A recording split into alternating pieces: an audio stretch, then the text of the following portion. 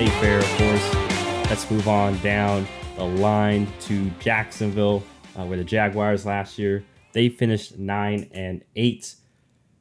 In terms of departures, they didn't lose much. Once again, I forgot to mention this at the top, though. All these transactions, I'm only getting guys that are notable / had like 50% or above snap percentage. So in terms of notable departures, lost wide receiver Calvin Ridley on offense, and then on defense, they had two notable ones in cornerback Darius Williams and safety Rayshon Jenkins. They did do a bit in terms of additions. Brought in quarterback Mac Jones from the Patriots via the trade, which I believe was like a 4th or 7th round pick. I forget. It was a very low day 3 pick. And then also brought in center Mitch Morse to address that offensive line for Jacksonville. Also grabbed wide receiver Gabe Davis.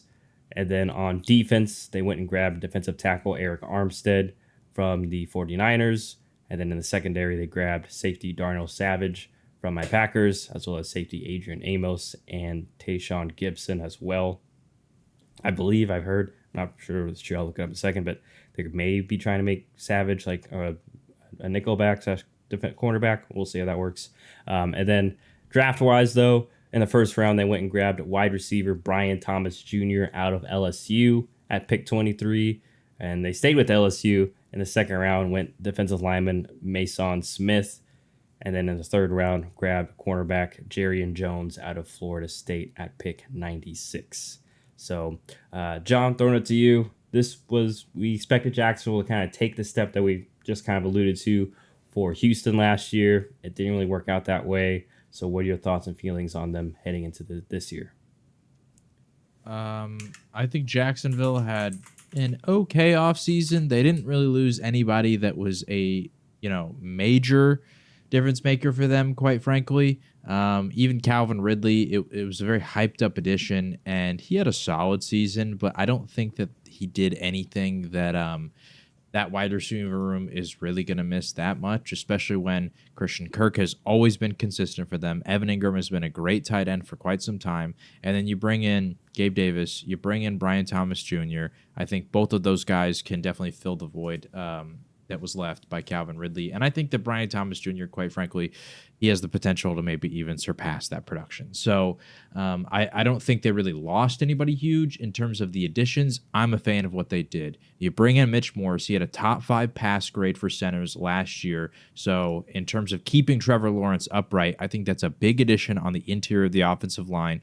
And this has clearly been a focus for them for quite some time here because, they brought in Brandon Scherf. Now they're bringing in Mitch Morse. They're very clearly continuing to try and build this offensive line for Trevor Lawrence, for Travis Etienne, to try and get these two young stars an even better presence up front. And I really think that that's a big addition. I love the addition of Eric Armstead on the defensive line because we obviously know that they've had good pressure on the outside with Josh Allen, who actually has changed his name, and I'm assuming it's because of the fact that in Buffalo there's another Josh Allen, to Josh Hines Allen, adding his mother's last name in there to, I guess, add some differentiation so people don't always think we're talking about a quarterback. But Josh Hines Allen on the outside, Trayvon Walker on the other side. We know that those two solid athletic freaks that can get some pressure. Now you add Eric Armstead into the middle of that defensive line, and he's been a force in San Francisco for years. So I really like that, especially when it comes to him in the pass rush. So I really like that addition when it comes to getting after the quarterback. They brought in that trio of safeties, like you mentioned. I don't know, like you said, what the situation is going to be with Darnell Savage, but I like the fact that they're addressing that depth because the safety position has felt a little weird for them. Like at corner, they've got Tyson Campbell. He's been great. The other cornerback spot has been kind of iffy. Like it's Ronald Darby, I think, as of right now. Yeah. So if Darnell Savage does transition to corner, maybe that's interesting just because I don't really love a lot of the guys they have outside of Tyson Campbell. So yeah, regardless, I think, the trio of safeties that they brought in is going to be interesting just to put somebody at least on the opposite side of Andre Cisco and see if you can find something that works. And I will say, at least with Deshaun Gibson, I'm pretty sure he used to play for Jacksonville, right? So like he at least just familiar with the the franchise, the city. So yeah. And then Adrian Amos, like he's been a solid player, whether it was with Chicago, whether it was with Green Bay. So he's been a contributor. So Yeah, and then ultimately, I like what they did once again in the draft. I addressed those three position groups, but they had Brian Thomas Jr. at receiver. We were both very high on him. They addressed the interior of the defensive line with Mason Smith, and they addressed the cornerback room with Jerry Jones from Florida State. So if those three guys can all become impact players at their positions, then the position groups that I just talked about, where maybe the depth isn't the greatest, boom, all of a sudden you've got three impact guys at those position groups that can be really solid. So at least on the defensive side, because I will say I actually really like the general depth that Jacksonville has at receiver.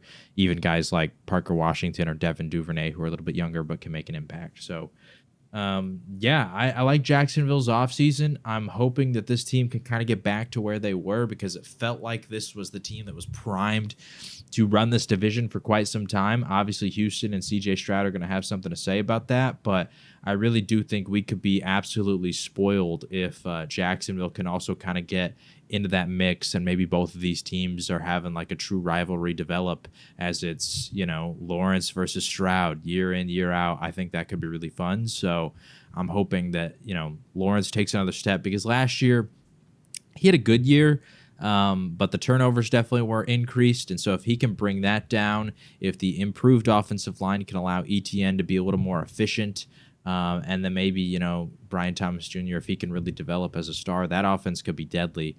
And then on the defensive side, we talked about the additions, and maybe even some, continued development from guys like Trayvon Walker and Devin Lloyd, or Andre Sisco. I do think this Jacksonville team is going to be good, and I would really love to see, like I said, them and Houston truly battling it out for the division title. Yeah, I think it's important to remember, too, they dealt with as many teams, too, but probably maybe one of the reasons why they couldn't take that step forward like we expected. I mean, injuries / unavailability. Like, I think if I remember, Cam Robinson missed the first 6 games due to PEDs, and that's tough. That's your left tackle, and they didn't get to trade for Ezra Cleveland until middle of the year. So now, like you mentioned, the depth's a little bit better, because now obviously Cam's there, Ezra's there, brought in Mitch Morse, and so now Walker Little's kind of like your sixth lineman, which is pretty good because he can play a couple different spots if needed. And then also, another year for Anton Harrison to kind of settle in as well.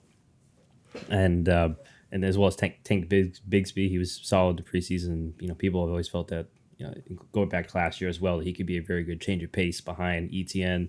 So, that makes you feel good. And as well as even like the Mac Jones trade, because Lawrence was banged up throughout the later part of last season as well. So that easily, definitely could have played a factor into why they kind of faltered. Defensively, yeah, like I like a lot of the young pieces. I'm interested to see if Walker can take a step further. Honestly, I think he's been fine. I know he hasn't technically lived up to number 1 overall billing, and obviously Aiden Hudson has kind of overshadowed him, especially in regards to the hype and sacks and such. But like, to be fair to Trayvon, he's like, even coming out, he was more of the dirty work guy. He's just going to be solid and very good, and then hopefully he can build more. And we'll see now that Josh Hines Allen, has been given that big contract, and he kind of showed last year that he's the alpha edge rusher there. But nothing wrong with being the other guy on the other side. But at least one of my concerns would be depth at the edge rusher, because now it's just Hines Allen and Walker. Don't really know what we'll get out of Miles Cole, who's listed as the backup right now for both of them, and then the other backups on IR. So that could be an issue, especially those edge guys take a lot of abuse and such. And then, my other concern is you already hit, which would be the other corner not named Tyson Campbell, who, once again, in regards to the injuries, he was in and out a bit last season as well, which we saw definitely hurt their defense, because that was a huge hole in regards to you can definitely throw on Jacksonville. So we'll see if Darby, what he has left in the tank, or if what they'll do in terms of maybe manipulating when their safeties. Gibson is suspended. At least it's showing on ESPN for a portion, so I don't know. Let me try to see how long. And as of right now, ESPN put Darnell Savage at safety, but we'll see obviously how they utilize him. And then two, just to update, because in case any people are going to try to correct us in the comments or whatnot. According to this, as of 8/29, technically Amos did get cut yesterday, so that's unfortunate. But nonetheless, didn't even realize that. Well, yeah, unfortunately, yeah. So I guess that's where I have After points I for. praised him. Yeah, well, because I didn't see him on the depth chart, and I didn't want to interrupt you, so let me double check too. Maybe he's just IR or something. So unfortunately, yeah, he got cut. But nonetheless, I think your point's still the same though. Just trying things out, seeing what they could how they can better complement Cisco / bring more maybe out of him as well. So we'll see. Because Savage, former first rounder, I felt he had a lot of upside. Didn't really had moments in Green Bay, but not consistently. So maybe change the scenery, that can do it for you at times. So we'll see how Jacksonville fares. But yeah, in theory, it feels like too as well for like Doug Peterson, especially after a disappointing last year. Like this is kind of a gotta have it year for Doug, because they've extended Trevor Lawrence and obviously gave Hines Allen his extension as well. So they're locked in.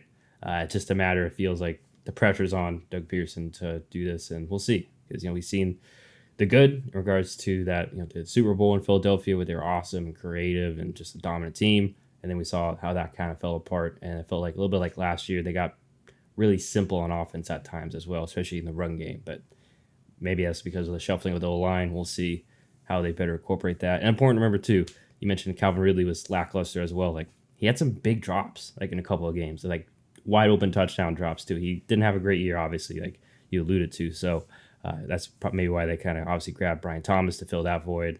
And Parker Washington, like you mentioned, pretty solid as well. Yeah, Duvernay can be a bit of a weapon return game, or just get the ball in his hands as well. And we know Gabe Davis has ability, so we'll see if